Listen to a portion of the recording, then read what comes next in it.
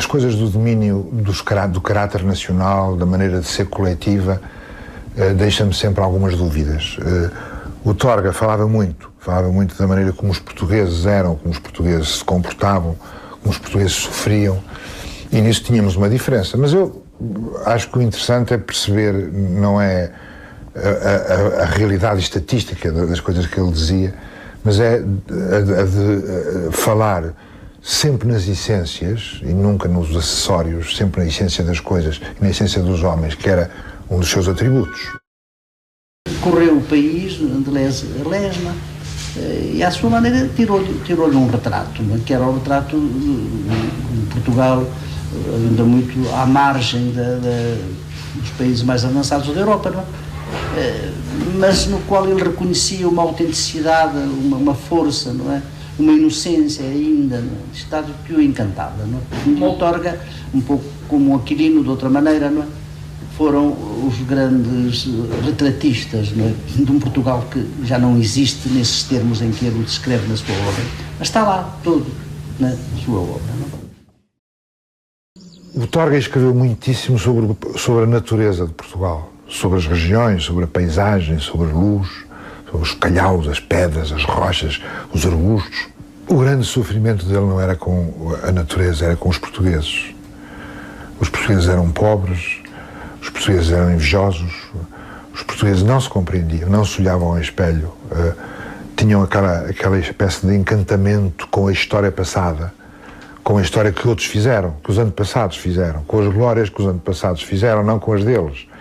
Eu não sei se estou a abusar na minha interpretação, mas creio que há muito dele nisto. Ele queria que os portugueses fossem capazes de uma atitude realista perante eles próprios, fossem capazes de perceber a sua pequenez, ou a esperança, ou o seu trabalho. Os portugueses são complacentes com eles próprios. Eu estou a utilizar termos que não gosto muito de utilizar, porque também há portugueses não complacentes. O Torga não gostava dessa espécie de complacência dos portugueses com eles próprios.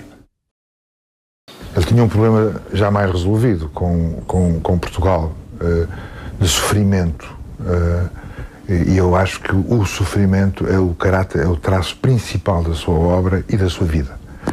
Sofrimento com a poesia, com o reconhecimento, com a sociedade que o rodeava, com a liberdade.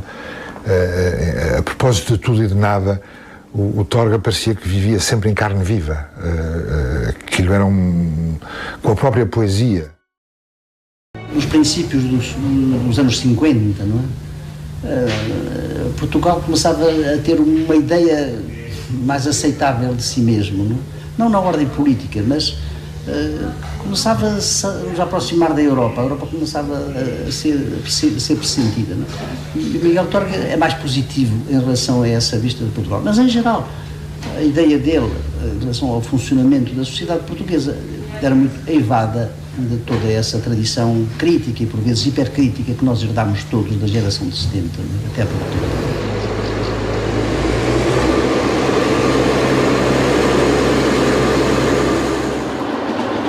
Não temos civismo, não temos riquezas, falta-nos juízo, mas deu-nos Deus um caleidoscópio único no mundo para suprir o resto.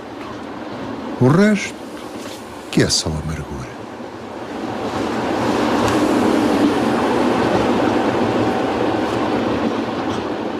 Parece-me que Torga vai ser nos próximos tempos muito mais lembrado, ou pelo menos tão lembrado, pelo rastro cívico que deixou, pelo seu devotamento à pátria, do que pelo seu rastro artístico.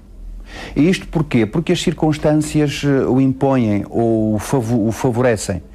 Como sabemos, o Estado-nação vive um momento de crise por toda a Europa e é perfeitamente explicável que Torga venha a ser lembrado como um resistente tenaz à dissolução, ao desaparecimento, ao ocaso desta ideia de pátria. Ele próprio invoca no seu diário como uma figura com a qual ele sente uma particular analogia, o mito de Anteu, que era um mito clássico, segundo o qual, enfim, Anteu era um gigante que retomava forças quando pousava os pés na terra. E é assim um pouco que Miguel Torga se vê, não é? Por um lado, um gigante com alguma fragilidade e com alguma falta de forças de vez em quando, sendo que essa falta de forças é resolvida pelo seu contacto com fisicamente a Terra. Ele, em certo momento, chega a falar, ou chega a caracterizar-se como geófago, ou seja, aquele que come terra. Ele acrescenta uma coisa que é significativa: ele tem de reduzir o tamanho do gigante à escala humana.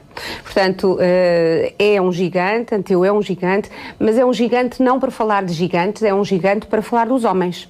E dos homens que justamente têm uma escala humana, uma escala mais reduzida. Ele diz: o universal é o local sem paredes. E é, penso eu, esta frase diz aquilo que é toda a obra de Miguel Torga. Ele não está interessado no local apenas por ser local, ele está interessado na forma como o local, sem paredes, e esse é o trabalho do escritor, é tirar as paredes ao local, esse local pode ser uma imagem do universal. Sou um português hispânico. Nasci numa aldeia transmontana, mas respiro todo o ar peninsular.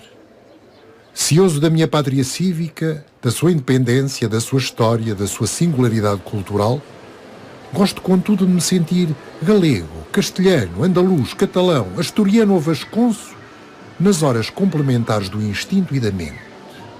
Este é um dos paradoxos. Ele tinha um amor e um ódio e um afeto enorme por Portugal, mas era o mais ibérico dos poetas portugueses e talvez o mais iberista, o mais ibérico dos intelectuais portugueses do século XX. É sabido que o nome de Miguel Torga é um pseudónimo, não é?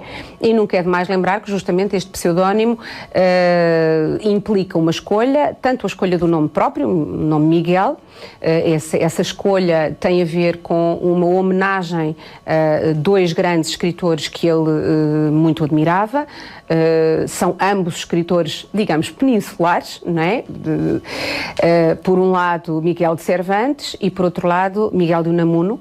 E, portanto, a sua escolha não é uma escolha enfeudada à literatura portuguesa no sentido estrito do termo, e Torga como justamente uma ligação também à natureza, não é? Torga como uma urze da montanha que ele vai buscar como símbolo do seu enraizamento, não é? E ao mesmo tempo não é uma árvore frondosa, é uma